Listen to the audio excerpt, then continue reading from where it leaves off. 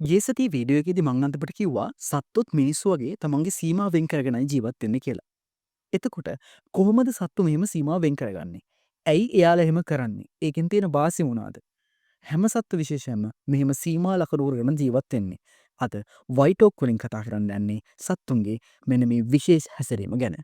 ඉතින් වීඩියෝ එකට යන්න කලින් ඔයාලා හැමෝම ආදරෙන් පිළිගන්නවා වයිටෝක් මගේ YouTube channel එකට. මම මේ channel එකෙන් විද්‍යාත්මක සංවාදයක් ගොඩනගන්න බලාපොරොත්තු වෙන ඔයාලත් එක්ක විශේෂයෙන්ම සත්ත්ව විද්‍යාව, ජීව විද්‍යාව, චර්යා විද්‍යාව වගේ විශේෂයන්ට සම්බන්ධ එදිනෙදා ජීවිතයේ අපි දකින සංසිද්ධි පිළිබඳව. ඉතින් ඔයත් මේ විශේෂයන්ට කැමති නම් මේ වගේ වීඩියෝ වලට කැමති නම් subscribe කරන්න මගේ channel එක. අපි ඉස්සරහට මේ වගේ තවත් අලුත් දේවල් ගැන කතා කරමු. එහෙනම් අපි යන් සත්තු කොහොමද මේ ඉඩම් වෙන් කරගන්න කියලා බලන්න. හරි. සත්තුන්ගේ මේ විශේෂ හැසිරීමට අපි ඉංග්‍රීසියෙන් කියන්නේ ටෙරිටෝරියල් බිහේවියර් කියලා. මේකෙන් අදහස් කරන්නේ සත්තු තමන්ට කියලා නිශ්චිත භූමි ප්‍රදේශයක් තෝරගෙන ඒකේ සීමාව ලකුණු කරගෙන ඒ සීමාව අනිත් සත්තුන්ගෙන් ආරක්ෂා කරගනිමින් තියාගන්න පාවිච්චි කරන උපක්‍රම සමූහයක්. එතකොට මේකෙදි වෙන්නේ සීමාව ලකුණු කරන එක විතරක් නෙමෙයි ඒ සීමාව ඇතුළත තියෙන භූමි ප්‍රදේශය අනිත් සත්තුන්ට ඇතුළු වෙන්න නොදී එයාලා ඇක්ටිව්ලි මේ සීමාව ආරක්ෂා කරගන්නවා. ගොඩක් දුරට මෙයාලා මේක කරන්නේ තමන්ගේම විශේෂ සතෙක් තමන්ගේ මේ භූමි ප්‍රදේශයට ඇතුළු වෙන එක වළක්වන්න. ඒ කියන්නේ උදාහරණයක් විතර ගත්තොත් කොටියෙක් නම් තවත් කොටියෙක් තමන්ගේ මේ භූමි ප්‍රදේශයට ඇතුළු වෙන එක වළක්වන්න තමයි මේ සීමාව ලකුණු කරලා ඒ සීමාව ආරක්ෂා කරගනිමින් එයා තියාගන්නේ. හැබැයි සමහර වෙලාවට අපිට දකින්න පුළුවන් එයාගේ ප්‍රතිවාදී අනෙත් විශේෂවල සත්තුත් මේ සීමාවට ඇතුළු වෙන එක වළක්වන්න එයා පියවර ගන්නවා. ඉතින් ඕක තමයි සත්තුන්ගේ මේ ටෙරිටෝරියල් බිහේවියර් කියලා කියන්නේ. එතකොට කොහොමද සත්තු මේක කරන්නේ? අපිට වගේ එයාලට වැටවල් බඳින්න බෑනේ කැලේ. හරි. එක එක සත්ත්ව විශේෂ එක එක උපක්‍රම පාවිච්චි කරනවා තමන්ගේ සීමාව වෙන් කරගන්න. හරි. පළවෙනි ක්‍රමය තමයි සෙන්ට් මාකින්. සාමාන්‍යයෙන් අපි සෙන්ට් කියන්නේ සුවඳනේ. ඒ කියන්නේ මේකෙදිත් වෙන්නේ සුවඳ සලකුණු කිරීමක්. සමහර සත්ත්ව විශේෂ ඉන්නවා එයාලා තමන්ගේ භූමි ප්‍රදේශයේ සලකුණු කරගන්න තමන්ට ආවෙනික වෙච්ච සුවඳක් පාවිච්චි කරනවා. මේ වැඩේට සමහර අය මුත්‍රා පාවිච්චි කරනවා. සමහර අය මල පහ පාවිච්චි කරනවා. සමහර අය තමන්ට තියෙන නිශ්චිත ආවේනික වුණු ග්‍රන්ථයකින් ශ්‍රාවය වෙන කෙමිකල් එකක් නැත්නම් ශ්‍රාවයක් පාවිච්චි කරනවා. එතකොට මේකෙදි වෙන්නේ අදාළ සත්ත්ව විශේෂ අපි හිතමුකෝ මුත්‍රා මේ වැඩේට පාවිච්චි කරන සත්ත්ව විශේෂයක් ඉන්නවා කියලා. අන්නේ සත්ත්ව විශේෂ නැත්නම් ඒ සතා ගිහිල්ලා තමන්ගේ භූමි ප්‍රදේශය වටේ තියෙන තමන්ගේ සීමාව වටේ මුත්‍රා ස්ප්‍රේ කරනවා. නැත්නම් අපි කියන්නේ මුත්‍රා විසිරුවනවා. අ අ ඒ විදිහට මුත්‍රා ස්ප්‍රේ කරාට පස්සේ ඒ මුත්‍රා වලින් ආවේනික ගන්ධයක් විහිදෙනවා. අපි හිතනවට වඩා සමහරවිට මේක සති ගාණක් මේ ගන්ධය පවතිනවා. ඒත් එක්කම මේ සතා නිරන්තරයෙන් මේ ආය නැවත නැවත මුත්‍රා ඉහලා මේක අලුත් කිරීමකුත් කරනවා. එතකොට සති ගාණක් මේ ගන්ධය පවතිද්දී මේ ගන්ධය ඒ අදාළ විශේෂය හෝ අනිත් විශේෂවල ආගන්තුක සතුන්ට ඒ කියන්නේ මේ සතාට නැතුව ඒ සීමාවට ඇතුළු වන අනිත් සතුන්ට මේ ගන්ධය දැනුණාට පස්සේ ඒ සත්තු මේ භූමියට ඇතුළු වෙනක වළක්වනවා. ඒ කියන්නේ අනිත් සත්තුන්ට මේ සීමාවට ඇතුළු වෙන ආගන්තුක සත්තුන්ට එයාලා ඇතුළු වෙන එක වළක්වන ඉන්විසිබල් බවුන්ඩරි එකක්. නැත්නම් අපි කියන ඇහැට නොපෙනෙන සීමාවක් මේ ගන්ධය තුලින් නිර්මාණය කරගන්නවා. එතකොට අදාළ සීමාව සතාට විතරයි අයිති කියන හැඟීම දෙනවා අර සුවඳ මගින්. හරි. එතකොට දැන් අපි සත්තු කියනවා දැන් මොන සතාද ඇත්තටම මේක මොන සත්තු විශේෂද මේක පෙන්වන්නේ. පළවෙනි උදාහරණය තමයි වුල්ෆ්. නැත්නම් අපි කියන වෘකයා. මේ ආකාර තුනම පාවිච්චි කරලා ඒ කියන්නේ මං කිව්වේ අර මුත්‍රා පාවිච්චි කරනවා මල පහ පාවිච්චි කරනවා ඒත් එකම ග්‍රන්ථයකින් ශ්‍රාවය වෙන විශේෂිත ශ්‍රාවයක් පාවිච්චි කරනවා. ඔන්න ඔය ආකාර තුනම භාවිතා කරලා සුවඳ සලකුණු කිරීමක් කරනවා වුල්ෆ් නැත්නම් වෘකයෝ. වෘකයෝ මේක කරන්නේ රංචුවක් විදියට. අපි ඉස්සරහට කතා කරමු මේ භූමිය ආරක්ෂා කරන වැඩේ. ඒ කියන්නේ තමන්ගේ භූමිය සීමා කරගෙන ඒ ආරක්ෂා කරන වැඩේ තනියම කරන සත්තුත් ඉන්නවා. රංචුවක් විදියට කරන සත්තුත් ඉන්නවා. තවත් කතා කරොත් විශාල භූමි ප්‍රදේශයක් තමන්ට විතරක් අයිති කරගෙන ඒ භූමි ප්‍රදේශයේ තමන් විතරක් භුක්ති විඳින සත්තුත් ඉන්නවා. තනියම භුක්ති විඳින සත්තු. ඒත් එක්කම භූමි ප්‍රදේශයක් අයිති කරගෙන පවුලක් ආරක්ෂා කරන සත්තුත් ඉන්නවා. රංචුවක් විදියට ගිහිල්ලා භූමි ප්‍රදේශ ආරක්ෂා කරන රංචුව මේ භූමි ප්‍රදේශය භුක්ති විඳින සත්තුත් ඉන්නවා. අපි ඔය ගැන තවත් දුරටත් ඉස්සරහට වැඩිතු විස්තර එක්ක කතා කරමු. දැන් ඊට අපි වුල්ෆ් නැත්නම් වෘකයෝ ගත්තොත් වෘකයෝ කරන්නේ රංචුවක් විදියට ගිහිල්ලා තමන්ගේ සීමාව සලකුණු කරගෙන ඒ සීමාව රංචුවක් විදියට භුක්ති විඳින එක. එතකොට එයාලා ඇල්ෆා මේල්ස් සහ ෆීමේල්ස් ගිහිල්ලා තමන්ගේ මේ බවුන්ඩරි එක වටේ මුත්‍රා ස්ප්‍රේ කරනවා. ඒත් එක්කම මල පහ ඩිපොසිට් කරනවා. මල පහ තැන්පත් කරනවා. එතකොට මේ මුත්‍රා වලින් මල පහ වලින් නිකුත් වෙන ෆෙරමෝන් එක ආරක්ෂක වැටක් විදිහට නැත්නම් අපි කියන ඉන්විසිබල් බවුන්ඩරි එකක්. ඇසට නොපෙනෙන සීමාවක් විදිහට මේ ෆෙරමෝන් එක ක්‍රියාත්මක වෙනවා. මේකෙදි තමන්ගේ ප්‍රතිවාදී රංචු, ඒ කියන්නේ අනිත් රංචු මේ සීමාවට ඇතුළු වෙන එක වළකිනවා මෙන්න මේ ෆෙරමෝන් එක. ඒ නැත්නම් මේ ගන්ධයේ හින්දා. ඔන්න ඕක තමයි වුල්ෆ්ගේ කතාව. ඊට පස්සේ දැන් වුල්ෆ්ට අමතරව අපි ගත්තොත් හයිනා. හයිනත් මේ වැඩේ හොඳටම පෙන්වන සතෙක්. හයිනට විශේෂිත ග්‍රන්ථියක් තියෙනවා. ඒ ග්‍රන්ථියෙන් හයින බටර් කියලා අපි හඳුන්වන සුදු පාට සහ කළු පාටින් තියෙන පේස්ට් එකක් ශ්‍රාවය වෙනවා. ඉතින් මේ හයින කරන්නේ මේ පේස්ට් එක ගිහිල්ලා තමන්ගේ සීමාව, තමන්ගේ භූමි ප්‍රදේශයේ වටේ තියෙන බවුන්ඩරි එක වටේ තියෙන ගල්වල ඒත් එකම තනකොළවල මේ පේස්ට් එක අතුල්ලනවා. මේ පේස්ට් එක විසිරවනවා. එතකොට මේ පේස්ට් එකෙන් විහිදෙන අර එයාට ආවනික සුවඳ හින්දා තමන්ගේ ප්‍රතිවාදී සත්තු මේ සීමාවට ඇතුළු වෙන එක වළකිනවා.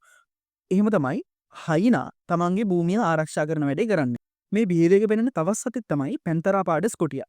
ඒ කියන්නේ ශ්‍රී ලාංකික දිවියා. අපි දිවියා ගත්තට පස්සේ එයා සාමාන්‍ය වර්ග කිලෝමීටර් 10ක් 30ක් අතර වගේ වෙන භූමි ප්‍රදේශයක් අරගෙන ඒ භූමි ප්‍රදේශය වටා තියෙන බවුන්ඩරි එකේ තියෙන ගස්වල, ගල්වල යූරින් ස්ප්‍රේ කරනවා. ඒ කියන්නේ මුත්‍රා ස්ප්‍රේ කරනවා. ඊට අමතරව එයාගේ ඇඟිලි අතර තියෙනවා විශේෂිත ග්‍රන්ථියක්. එයා එතකොට පහුරු ගාද්දී සූරද්දී ඒ ග්‍රන්ථියෙන් විශේෂිත ශ්‍රාවයක් නිෂ්පාදනය වෙනවා. ඒ ශ්‍රාවයේ අර කියන ෆෙරමෝන් එක තියෙනවා. අර මුත්‍රාවල තියෙන ෆෙරමෝන් එකම තියෙනවා. එතකොට මෙයා මේ ක්‍රම දෙකම පාවිච්චි කරලා තමන්ගේ භූමි සීමාව නිර්මාණය කිරීම කරනවා. මීට අමතරව රින්ටෙල්ලම, කොටියා, සමහර උරග විශේෂ, හාව විශේෂ වගේ සත්ත්ව විශේෂ ගානක් මේ විදිහට සෙන්ට් මාගින් නැත්නම් සුවඳ සලකුණු කිරීම මගින් තමන්ගේ භූමිය සලකුණු කිරීම සිදු කරනවා. හරි, මෙතනින් මට කියන්න බැරුණු කාරණාවක් තියෙනවා. ඒ තමයි සත්තු මේ විදිහට සුවඳ සලකුණු කරාට පස්සේ ඒ සුවඳ ඒ සතාට ආවේනිකයි. ඒ කියන්නේ අපි හිතමු කොටියෝ දෙන්නෙක් මේ විදිහට සුවඳ සලකුණු කරා කියලා. ඒ කොටියෝ දෙන්නට එයාලට ආවේනික වෙච්ච විශේෂ සුවඳක් තියෙන්නේ. එයාගේ සීමාවට එන, අදාළ කොටියගේ සීමාවට එන ඒ විශේෂයෙන් හෝ අපි හිතමු වෙන කොටියෙක් එනවා කියලා. නැත්තම් වෙන සතෙක් ගම වෙන විශේෂක සතෙක් වෙනවා කියලා. ඔය සත්තුන්ට මේ ෆෙරමෝන් එක නැත්තම් මේ සුවඳ ආග්‍රහණය කරාට පස්සේ කියන්න පුළුවන් මේ භූමි සීමාව ඇතුළත ඉන්න සතා කොච්චර ප්‍රචණ්ඩ සතෙක්ද, කොච්චර සෞඛ්‍ය සම්පන්න සතෙක්ද, ඒ කියන්නේ කොච්චර මේ කියන්නේ ගැටුමකදී කවුද දිනන්න කියන හැඟීම, ඒ ෆීල් එක මේ ෆෙරමෝන් එකේ තියෙනවා. ඒ තොරතුරු මේ ෆෙරමෝන් එකේ තියෙනවා කියලා රිසර්ච් පේපර් වල සඳහන් වෙනවා. එතකොට මේක අර මේ තොරතුරු අරගෙන තමයි ඒ සතා මේ සීමාවට ඇතුළු වෙනවද නැත්ද කියන එක තීරණය කරන්නේ. ඔය විදිහට තවත් කරුණු ගාණාවක් තියෙනවා. මේ ගැන මොනවා අපිට කතා කරන්න පුළුවන් තරම් විශේෂ කරුණු ගාණාවක් තියෙනවා මේ සෙන්ට් මාකින් ගැන. අපි ඊළඟ කාරණයට යමු. දෙවෙනි ක්‍රමය තමයි වෝකල් සිග්නල්ස්. සිංහලෙන් කිව්වොත් වාචික සංඥා පාවිච්චි කරන එක. මේකෙදි සත්තු තමන්ගේ ශබ්දය පාවිච්චි කරනවා තමන්ගේ සීමාව වෙන් කරගන්න. එතකොට මේකෙදි කිසිම භෞතික සීමාවක් නැතුව මේ සද්ද පාවිච්චි කරලා ඒ සත්තුන්ට පුළුවන් අනිත් සත්තුන්ගේ, ඒ කියන්නේ තමන්ගේ විශේෂය හෝ වෙනත් විශේෂයක සත්තුන්ගෙන් තමන්ගේ සීමාව ආරක්ෂා කරගන්න. තමන්ගේ සීමාවට ඒ සත්තු එනක වළක්ව ගන්න එයාලගේ ශබ්දය පාවිච්චි කරලා නැත්නම් වාචික සංඥා පාවිච්චි කරලා. මේ ක්‍රමය අපිට ගොඩක් දුරට දකින්න පුළුවන් සමහර කුරුළු විශේෂවල. උදාහරණයක් විදිහට රොබින්ස්, නයිටින්ගේල්ස් වගේ කුරුළු විශේෂ ගත්තට පස්සේ එයාලා උස ගහක් මුදුනට ගිහිල්ලා කුරුළු ගීත කියලා තමන්ගේ සීමාව ලකුණු කරනවා. විශේෂයෙන්ම මේක වෙන්නේ අභිජනන කාලයේදී. අභිජනන කාලයේදී පිරිමි සත්තු තමයි තමන්ගේ ශබ්දය පාවිච්චි කරලා, ශබ්ද සංඥා පාවිච්චි කරලා සීමාව ලකුණු කරන්න ප්‍රසිද්ධ. හරි. දැන් ඔය කියපු කුරුළු විශේෂ වලට අමතරව සමහර වඳුරු විශේෂත් තමන්ගේ රංචුවට අයිති සීමාව ආරක්ෂා කරන්න එයාලගේ සද්ද පාවිච්චි කරනවා. ඒ වගේම ප්‍රජනන සමයේදී ගෙම්බෝ පොකුණු වල තමන්ගේ ප්‍රජනන සීමාව සලකුණු කරගන්නත් තමන් සද්ද පාවිච්චි කරනවා. ඊට අමතරව සිංහයෝ වගේ සත්තුත් තමන් ශබ්දය පාවිච්චි කරලා තමන්ගේ භූමි සීමාව සලකුණු කිරීම කරනවා. ඔය වගේ සත්තු විශේෂ ගානක් මේ විදිහට තමන්ගේ ශබ්දය පාවිච්චි කරලා, ශබ්ද සංඥා පාවිච්චි කරලා, වෝකල් සිග්නල්ස් පාවිච්චි කරලා තමන්ගේ අනසක පතුරනවා තමන්ගේ භූමි සීමාව පුරා. තමන්ගේ සීමාව සලකුණු කිරීම කරනවා. හරි. දැන් අපි ආග්‍රාණය අනතුරු අංගවන සීමා ලකුණු කිරීම ගැන කතා කරා. ඒත් එක්කම සද්ද කරලා ශබ්ද සංඥා මගින් සීමා ලකුණු කිරීම ගැන කතා කරා. ඊළඟට සමහර සත්තු භෞතික ක්‍රමත් පාවිච්චි කරනවා අපි වගේ තමන්ගේ ටෙරිටරි එක භූමිය ආරක්ෂා කරන්න. මොනවාද? ඒ විදිහට භෞතිකව ලකුණු කරන දෘශ්‍ය පෙනෙන සලකුණු කිරීම විදිහට ගන්න පුළුවන් ආකාර කීපයක්ම තියෙනවා. උදාහරණ විදිහට අපි වලස්සු ගැන කතා කරමු. වලස්සු වගේ සත්තු ගස්වල කන්දන් තදින් සූරනවා. ඒත් එක්කම ගහේ තමන්ගේ සිරුර තුල්ලනවා. නියපොතු සලකුණු කිරීම තියෙනවා. මේ වගේ ක්‍රම පාවිච්චි කරනවා තමන්ගේ භූමිය සලකුණු කරන්න. එතකොට දිව්‍ය වගේ සත්තු ගත්තොත් එයාලත් ඔය විදිහටම හැසිරෙනවා. ඒ වගේම දිව්‍ය කොච්චර තමන්ගේ භූමිය ගැන සැලකිලිමත් සතෙක්ද කොච්චර තමන්ගේ භූමිය ආරක්ෂා කරනවද කියලා කිව්වොත් ඔය ක්‍රම හැම එකටම අමතරව දිව්‍ය වගේ සත්තු රාත්‍රී කාලෙදී මුර සංචාරය කරනවා. ඒ අපි සාමාන්‍යයෙන් කියනවා පැට්‍රෝලින් කියලා. තමන්ගේ බවුන්ඩරි එක තමන්ගේ භූමිය වටේ තියෙන සීමාව වටේ එයා මුර සංචාරය කරනවා. ඉතින් මේ මුර සංචාරය කරද්දී එයා වෙන සතෙක් හම්බුනොත් එයත් එක්ක සටන් කරනවා. සටන් කරලා තමන්ගේ භූමිය ආරක්ෂා කරගන්න එයා නිරන්තරයෙන් කැප වෙනවා. ඔය විදිහටම භෞතික ක්‍රම මගින් තමන්ගේ භූමිය ආරක්ෂා කරගන්න මත්ස්‍ය විශේෂත් ප්‍රසිද්ධයි. උදාහරණයක් විදිහට අපි ගත්තොත් බෙටා ෆිෂ් වගේ මාළු විශේෂ එයා කෙළ කැටිති වලින් වායු බූරු අන්තර්ගත කරලා බබල් ලිස්ට් එකක් හදනවා. ඒ බබල් නෙස්ට් එක බ්‍රීඩින් කාලෙදී නැත්තම් කියන අපි අභිජනන කාලෙදී එයාලා ඒක එයාලගේ මායම විදිහට සීමාව විදිහට ඒ බබල් නෙස්ට් එක තියාගන්නවා. ගොඩක් දුරට මේක වෙන්නේ අභිජනන කාලෙදී පිරිමි සත්තු විසින් තමයි මේක නිර්මාණය කරන්නේ.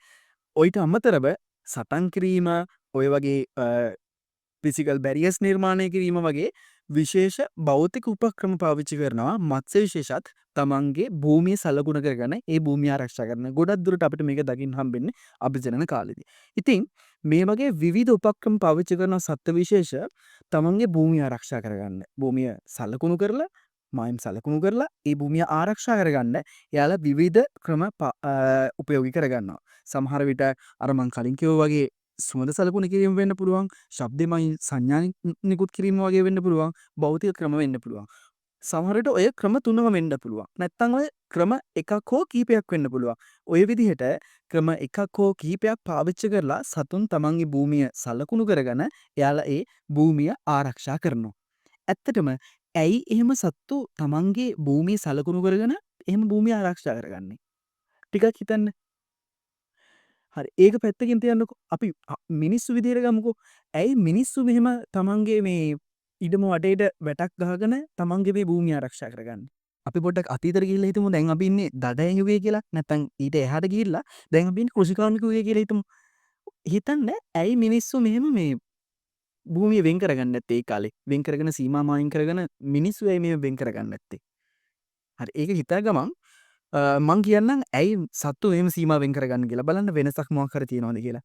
පළවෙනි කාරණේ තමයි සත්තු මෙහෙම තමන්ගේ භූමිය වෙන් කරගෙන ඒක ආරක්ෂා කරගන්න සම්පත් ආරක්ෂිතව ලබා ගන්න.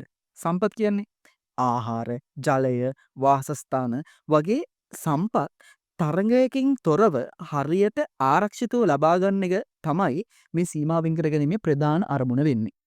උදාහරණයක් විදිහට අපි දිවියව ගත්තොත් දිවිය තමන්ගේ සීමාව සලකුණු කරන්නේ තමන්ට අවශ්‍ය ඇතිතරම් ආහාර. ඒ කියන්නේ දඩයම් කරන්න සත්තු ඉන්න ඒත් එක්කම අවශ්‍ය ජල පානයට අවශ්‍ය ජල සම්පත් තියෙන ඒත් එක්කම හොඳ වාසස්ථාන තියෙන භූමියක් තමයි තමන්ගේ භූමිය විදිහට තෝරගෙන ඒ වටේ සීමාව සලකුණු කරන්නේ. එතකොට මේ සීමා සලකුණු කිරීමේ නැත්තම් මේ භූමිය ආරක්ෂා කිරීමේ ප්‍රධාන අරමුණක් වෙන්නේ තමන්ට අවශ්‍ය ආහාර, ජලය, වාසස්ථාන ඔය වගේ සම්පත් තරංගයකින් තොරව තමන්ට ලබා ගන්න එක. සත්තුන්ගේ මේ හැසිරීමට බලපාන තවත් එක් කාරණයක් තමයි එයාලගේ අභිජනනයේ සාර්ථකත්වයට. ගොඩක් පිරිමි සත්තු එයාලගේ භූමි ප්‍රදේශ තදින් ආරක්ෂා කරනවා ගෑනු සත්තු ආකර්ෂණය කරගන්න.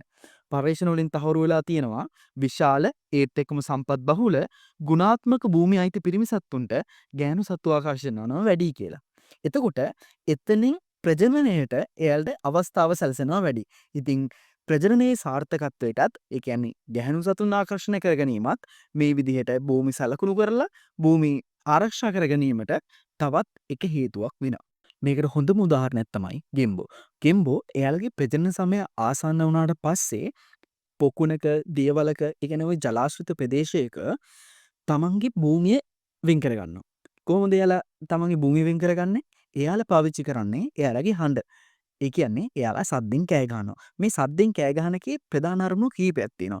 එකක් තමයි තමන්ගේ සීමාව වෙන් කරගන්න එක. සීමාව වෙන් කරගෙන තමන්ගේ ප්‍රතිවාදීන්ට අනිත් පිරිමි ගෙම්බන්ට තමන්ගේ සීමාවෙන් අයින් වෙලා ඉන්න කියලා කියනවා. එතකොට මේ ගෙම්බා හොඳ රිසෝස් තියෙන, ඒ කියන්නේ හොඳ සම්පත් තියෙන භූමියක් හදා ගන්නවා ජලාශිතව. ඊට පස්සේ එයාලා කෑ ගහලා මෙහෙම කෑ ගහන එකේ එක අරමුණක් තමයි තමන්ගේ ප්‍රතිවාදීන්ට තමන්ගේ සීමාවෙන් අයින් වෙලා ඉන්න කියන එක. ඒ අතරම එයාලා ඒ සද්දෙන් තවත් එකක් කරනවා. ඒ තමයි තමන්ගේ ප්‍රියම්බිකාවට නැත්තම් තමන්ගේ ගැහැණු සතාට එයත් එක්ක ප්‍රජනනය කරන්න ආරාධනා කරනවා. එතකොට ගැහැණු සතා බලනවා මේ ඉන්න ගෙම්බාන්ගෙන් කාගේද හොඳම භූමිය තියෙන්නේ. නැත්තම් කාටද තමන්ගේ පැටවුන්ට ජීවත් වෙන්න සුදුසු පරිසරයක්. ඒ කියන්නේ ජලාශයතව හොඳ තත්ත්වයක් තියෙන පරිසරයක් තියෙන්නේ කියලා. ඉතින් ඔන්න ඔය කාරණා ටික බලලා තමයි පිරිමි ගෙම්බා තමන්ගේ ප්‍රජනනයට අවස්ථාව සලසගන්නේ. මං හිතනවා කාරණය පැහැදිලි වෙන්න ඇති කියලා. මේ කාරණයට සම්බන්ධ ඊළඟ අවශ්‍යතාවය තමයි සත්තුන්ට මෙහෙම සීමා වෙන් කරගෙන එයාලගේ භූමිය ආරක්ෂා කරගන්න තියෙන ඊළඟ අවශ්‍යතාවය තමයි එයාලගේ පැටවුන්ව ආරක්ෂා කරන එක. මෙයාලා මේ සීමා වෙන් කරගෙන නිරන්තරයෙන් මේ අදාළ භූමි ප්‍රදේශය ආරක්ෂා කරගන්න හින්දා ඒ ප්‍රදේශයට තියෙන සතුරු ආක්‍රමණ නැත්තම් එයාලගේ ප්‍රතිවාදීන්ගෙන් තියෙන ඇතුළුවීම් අඩුයි. අන්න ඒ වගේ ආරක්ෂිත වටපිටාවක් තියෙන හින්දා මේ සත්තුන්ට ගැටලුවකින් තොරව තර්ජනයකින් තොරව නිදහසේ වැඩෙන්න පුළුවන් වෙනවා. ඉතින් ඒකත් එක අරමුණක් තමයි මේ වගේ මෙයාලා සීමා වෙන් කරගෙන ඒක ආරක්ෂා කරන එකට. මේකට හොඳම උදාහරණය තමයි වලහා. වලස් අම්මා තමන්ගේ පැටියව වර්ධනය කරන කාලෙදී තමන්ගේ භූමි සීමාව ඉතාමත් තදින් ආරක්ෂා කරගන්නවා. වෙන එක වලහෙක්ටවත් තමන්ගේ භූමි සීමාවට එන්න නොදී තමන්ගේ පැටියා ඉතාමත් හොඳින් ආරක්ෂා කරගන්නවා. මෙන්න මේ කාලෙදි. ඉතින් මේ විදිහට භූමි ආරක්ෂා කරගන්න එකේ තවත් එක අරමුණක් තමයි මම ඒ කිව්ව විදිහට තමන්ගේ පැටවුන් ආරක්ෂා කරගන්න එක. ඉතින් තවත් මේ වගේ ගොඩක් කාරණා තියෙනවා සත්තුන්ගේ මේ විශේෂ හැසිරීමට බලපාන. තරඟය හා ගැටුම් අවම කරගන්න, ඒත් එක්කම තමන්ගේ ආධිපත්‍ය පෙන්වන්න තවත් ගොඩක් පාරිසරික සාධකයක් තියෙනවා මෙන්න මේ විශේෂ හැසිරීමට. ඒ කියන්නේ තමන්ගේ භූමි වෙන් කරගෙන ඒක ආරක්ෂා කර ගැනීමට බලපාන. ඒ වගේම මේ ටෙරිටෝරියල් බිහේවියර් එක නැත්තම් භූමි ආරක්ෂණ උපක්‍රම දැක්වීමේ තීව්‍රතාවය කාරණා කිහිපයක් මත රඳා පවතිනවා. පළවෙනි එක තමයි සත්ත්ව විශේෂය. ඒ කියන්නේ හැම සත්ත්ව විශේෂයක්ම මෙහෙම සීමාවෙන් කරගෙන භූමිය ආරක්ෂා කරන්නේ නැහැ. සමහර සත්ත්ව විශේෂ ඉන්නවා එයාලා මේ විදිහට භූමිය ආරක්ෂා කරන්නේ නැහැ. සමහර සත්ත්ව විශේෂ විතරයි මේ විදිහට භූමිය ආරක්ෂණ ක්‍රියාමාර්ග ගන්නෙ. ඒ විදිහට මේ හැසිරීම පෙන්වන සත්තුන්ගෙනුත් සත්ත්ව විශේෂ වලිනුත් දිව්‍යෝ වගේ සත්ත්ව විශේෂ ගත්තට පස්සේ තනිවම විශාල භූමි ප්‍රදේශයක් අයිති කරගන්නවා. එයාලා මේක කරන්නේ තනියම. ගිබන්ස්ලා වගේ සත්ත්ව විශේෂ ගත්තට පස්සේ එයාලා පවුලක් විදිහට මේක කරනවා. වෘකයෝ වගේ සත්ත්ව විශේෂ ගත්තට පස්සේ එයාලා රාංචුවක් විදිහට මේක කරනවා. එතකොට මේ හැසිරීමේ තීව්‍රතාවයට බලපාන ඒ කියන්නේ මේ කොච්චර තදින් මේ භූමි සීමා ආරක්ෂා කරගන්නවද කියන එකට බලපාන පළවෙනි කාරණය තමයි සත්ත්ව විශේෂය. දෙවෙනි කාරණය තමයි රිසෝස් අවైలබිලිටි කියන එක. ඒ කියන්නේ සම්පත් කොච්චර ප්‍රමාණයක් තියෙනවද කියන එක. සම්පත් ලබා ගැනීමට ඇති හැකියාව. උදාහරණයක් විදිහට ගත්තොත් හිතන්න ශුෂ්ක ප්‍රදේශයක තියෙන එක ජල මූලාශ්‍රයක් ගැන. තියෙන්නේ එක ජල මූලාශ්‍රය නම් ඒකට ලොකු තරඟයක් තියෙනවා. අන්න එතකොට සත්තු පෙළඹෙනවා තමන්ගේ තියෙන භූමි ප්‍රදේශය තදින් ආරක්ෂා කරගන්න.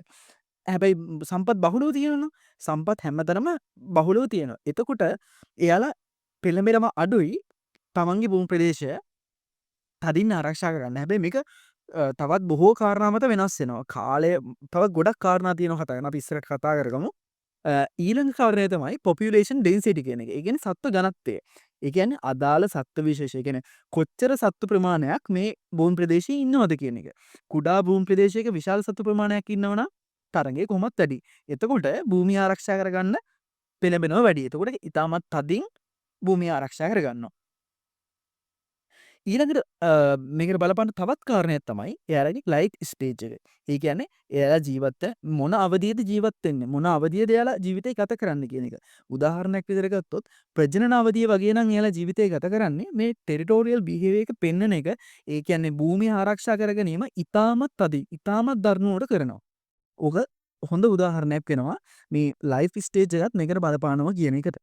ඒ වගේම සමහර අවස්ථාවලදී මේ ගත වෙන්නේ අවුරුද්ද මොන කාලයේද කියන එකත් මේකේ තීව්‍රතාවයට බලපාන්න පුළුවන්. ඉතින් ඔය වගේ කාරණා ගොඩක් තියෙනවා. දැන් මම කිව්වා සත්ත්ව විශේෂය බලපානවා, සම්පත් කොච්චර තියෙනවද කියන එක බලපානවා, ඒත් එක්කම සත්තු කොච්චර ඉන්නවද කියන එක බලපානවා, එයාලා ජීවිතය ගත කරන්නේ මොන අවධියේද කියන එක බලපානවා. ඔය වගේ කාරණා ගණනාවක් බලපානවා එයාලා කොච්චර තදින් මේ භූමි සීමා ආරක්ෂා කරනවද කියන එකට. හරි. දැන් ඔයාලට අදහසක් තියෙනවා මොකද්ද මේ ටෙරිටෝරියල් බිහේවියර් එක කියලා කියන්නේ කියලා. ඒ කියන්නේ සතෙක් Tamanට නිශ්චිත භූමියක් සීමා කරගෙන ඒක ආරක්ෂා කරන එක. හැබැයි මෙතනදී ඔයාලා වැරදියට තේරුම් ගන්න පුළුවන් ටෙරිටරි එකක් සහ හෝම් රේන්ජ් එකක් කියන එක. හෝම් රේන්ජ් එකක් කියන්නේ සත්තුන්ට නිදහසේ සැරිසරන්න පුළුවන් විශාල ප්‍රදේශයක්. ඒ ප්‍රදේශය තුළ සත්තුන්ට කෑම ගන්න පුළුවන්, රෙස් කරන්න පුළුවන්, වතුර බොන්න පුළුවන්, ඔය හැමදේම කරන්න පුළුවන් නිදහසේ හැම සතෙක්ටම සැරිසරන්න පුළුවන් නිදහස් භූමි ප්‍රදේශයක් තමයි අපි හෝම් රේන්ජ් එක කියලා කියන්නේ. ඒක සාමාන්‍යයෙන් විශාල භූමි ප්‍රදේශයක්. ඒක ගොඩක් දුරට බවුන්ඩරිස් නැහැ. සීමා නැහැ ඒ ප්‍රදේශවලට. ඉතින් මේ ඒකෙදී සත්තු අර මං කිව්වා වගේ නිදහසේ ආහාර ගන්නවා, විවේක ගන්නවා, ප්‍රජනනය කරනවා. ඔය හැමදේම සත්තුන්ට කරන්න පුළුවන්. හැබැයි ටෙරිටරි එකක් කියන්නේ ඒ වගේ නෙමෙයි. ටෙරිටරි එකක් කියන්නේ එක සතෙක්ට විශේෂ වුණු එක සතෙක්ට හෝ පවුලකට හෝ රංචුවකට විශේෂ වුණු හෝම් රේන්ජ් එකක් ඇතුලේ තියෙන කුඩා නිශ්චිතව සලකුණු කරපු භූමි ප්‍රදේශයක්. ඒ භූමි ප්‍රදේශයට අනිත් සත්තු ඇතුළු වුණොත් අනිත් සත්තු විශේෂයක් හරි ඒ සත්තු විශේෂයම හරි සත්තු ඇතුළු වුණොත් ඒ භූමි ප්‍රදේශයට එතනදී ගැටුම් ඇති වෙනවා. හරි. අර මං හිතනවා දැන් පැහැදිලිද කියලා හෝම් රේන්ජ් එකක් සහ ටෙරිටරි එකක් අතර තියෙන වෙනස. හෝම් රේන්ජ් එකේදී සත්තුන්ට එයාලා නිදහසේ ඒකෙදි ගනුදෙනු කරන සත්තු ඒකෙදි නිදහසේ හැසිරෙනවා. හැබැයි ටෙරිටරි එකට වෙන සතෙක් ආවොත් එතනදී ගැටුම් ඇති වෙනවා. හරි. ඔන්න ඕකයි ඉතින් අද කතාව. අද අපි කතා කරේ සත්තු කොහොමද මිනිස්සු වගේ තමන්ගේ භූමි වෙන් කරගෙන ජීවත් වෙන්නේ කියලා. ඉතින් මං හිතනවා යම්කිසි අදහසක් දැන් ඔයාලට ඇති සත්තු කොහොමද මේ විදිහට ඉඩම් වෙන් කරගන්නේ කියලා. ඉතින් යන්න කලින් කියන්න ඕන ඔයා මේ channel එකට අලුත් නම් මම මේ channel එකෙන් කතා කරන්නේ ජීව විද්‍යාව, සත්ත්ව විද්‍යාව, චර්යා විද්‍යාව වගේ විශේෂ වලට බැඳුණු එදා ජීවිතයේදී අපි දකින කාරණා ගැන විද්‍යාත්මක සංවාදයක් ගොඩනගන එක. මං ගිය සතියේ කතා කරා ඇයි කොහා අප්‍රේල් මාසෙම කෑ ගන්න කියලා. ඔයාලට ඒ වීඩියෝ එක බලන්න පුළුවන් මෙන්න මෙතන ලින්ක් එක ක්ලික් කරලා. ඉතින් ඔයා මේ channel එකට කැමති නම් channel එක subscribe කරන්න, මේ වීඩියෝ එකට කැමති නම් වීඩියෝ එකට like එකක් දාන්න. මොන හරි ගැටලුවක් තියෙනවා නම් අපි ඉස්සරහට කරන්න ඕන වීඩියෝ එකක් තියෙනවා නම් මොන හරි යෝජනා තියෙනවා නම් චෝදනා තියෙනවා නම් කමෙන්ට් එකක් දාන්න. අපි ඉස්සරහට ගැන කතා කරමු. ඉතින් ලබන සතියේ මේ වගේ අලුත් වීඩියෝ එකකින් වයිටෝක් වලින් හම්බෙන්න බලාපොරොත්තු වෙමින් අදට සමු ගන්නවා. ඔයාලා හැමෝටම සුබ සතියක්.